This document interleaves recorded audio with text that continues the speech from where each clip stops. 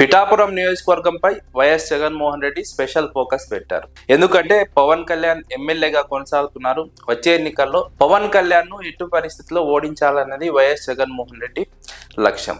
అందులో భాగంగా ఇటీవల వైఎస్ జగన్మోహన్ రెడ్డి గోదావరి జిల్లా నేతలతో భేటీ అయ్యారు. భేటీ అయిన సందర్భంలో వైఎస్ జగన్మోహన్ రెడ్డి అక్కడ ఉన్నటువంటి క్షేత్రస్థాయి పరిస్థితులపైన ఆ నాయకులను అడిగి తెలుసుకున్నట్టు రాజకీయ వర్గాల్లో ఒక ప్రచారం ఉంది. నియోజకవర్గ పరిస్థితులు ఏంటి, అక్కడ పవన్ కళ్యాణ్ ఉన్నటువంటి బలం ఏంటి, బలహీనత ఏంటి, ఏం చేస్తే పవన్ కళ్యాణ్ ఓడించగలము, అక్కడ వైఎస్ఆర్సీపీ పరిస్థితి ఏంటి, యాక్టివ్గా ఉన్నారా లేదా ఇన్ఛార్జు, లేదంటే ఇన్ఛార్జ్ను మార్చాలా, అక్కడ ఎలాంటి వ్యూహాలతో వెళ్ళాలి, ఇలా కీలక అంశాలపైన వైఎస్ జగన్మోహన్ రెడ్డి వర్కౌట్ చేసినట్టు ఒక చర్చ ఉంది. 2024 ఎన్నికల్లో పిఠాపురం నుంచి వైఎస్ఆర్సీపీ తరఫున వంగ గీత పోటీ చేశారు. అయితే వంగ గీత ఓడిపోయిన తర్వాత యాక్టివ్గా లేరన్నది ఒక ప్రచారం ఉంది. వంగ గీత యాక్టివ్గా లేకపోవడం కారణంగా అక్కడ వైఎస్ఆర్సీపీ వాయిస్ బలంగా ప్రజల్లోకి వెళ్ళడం లేదు. ప్రభుత్వానికి వ్యతిరేకంగా ప్రభుత్వ ప్రజా వ్యతిరేక విధానాలను ప్రజల్లోకి తీసుకువెళ్ళలేకపోతున్నారు. అక్కడ తెలుగుదేశం జనసేన మధ్య విభేదాలు ఉన్నాయి. ఫలితంగా అక్కడ తెలుగుదేశం పార్టీ జనసేన పార్టీ కార్యకర్తలు ఇబ్బంది పడుతున్నారు.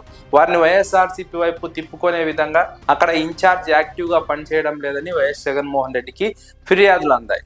ఈ నేపథ్యంలో ముద్రగడ పద్మనాభం కుటుంబానికి పిఠాపురం బాధ్యతలు ఇవ్వబోతున్నారంటూ ఒక చర్చ ఉంది. ఎందుకంటే గతంలో 2009 ఎన్నికల్లో వైఎస్ రాజశేఖర రెడ్డి రెండోసారి ముఖ్యమంత్రి అయ్యారు. ఆ ఎన్నికల్లో ముద్రగడ పద్మనాభం కాంగ్రెస్ పార్టీ అభ్యర్థిగా పోటీ చేశారు. పిఆర్పి నుంచి వంగ గీత పోటీ చేశారు. తెలుగుదేశం పార్టీ నుంచి వర్మ పోటీ చేశారు. పిఆర్పి నుంచి వంగ గీత గెలిచారు. వంగ గీతకు ముద్రగడ పద్మనాభానికి ఆ ఎన్నికల్లో కేవలం 3000 ఓట్ల తేడా. పిఠాపురం నియోజకవర్గంలో కాపులు ఎక్కువ ఉంటారు కాబట్టి 2009 ఎన్నికల్లో పిఆర్పికి పిఠాపురం నియోజకవర్గంలో కాపులు ఎక్కువగా ఓటు వేశారు. అందుకే పిఆర్పి గెలిచింది. పిఆర్పి తరఫున వంగ గీత గెలిచారు. ముద్రగడ పద్మనాభం కూడా కాపు నాయకుడే అయినప్పటికీ చిరంజీవికే ఎక్కువ మంది మద్దతు ఇచ్చారు. చిరంజీవి పార్టీకే ఎక్కువ మంది ఓటు వేశారు. ఫలితంగా వంగ గీత ఎన్నికల్లో గెలిచింది.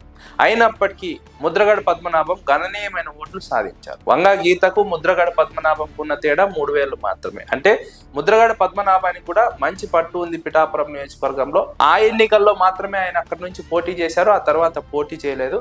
కాబట్టి ఇప్పుడు పిఠాపురం నియోజకవర్గం నుంచి ఆయన కొడుకు గిరికి బాధ్యతలు ఇస్తే, ఆయన కొడుకు గిరిని రంగంలోకి దించితే ఎలా ఉంటుందనే ఒక ఆలోచన కూడా జగన్మోహన్ రెడ్డి చేసినట్టు ఒక చర్చ ఉంది.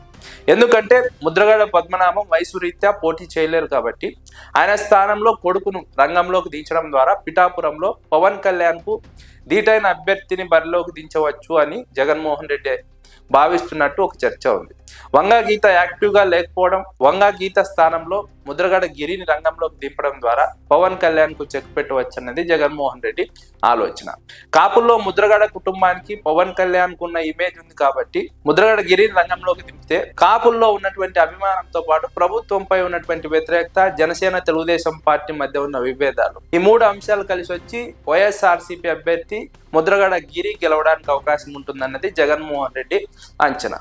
ఈ నేపథ్యంలో ముద్రగడ గిరికి బాధ్యతలు అప్పగించే అవకాశం ఉందని ఒక చర్చ ఉంది. ఇప్పటికే పత్తిపాడు నియోజకవర్గ వైఎస్ఆర్సీపీ సమన్వయకర్తగా ముద్రగడ గిరి ఉన్నారు. అయితే ఆ స్థానం నుంచి పిఠాపురానికి పంపబోతున్నారు అన్నది ఒక ప్రచారం.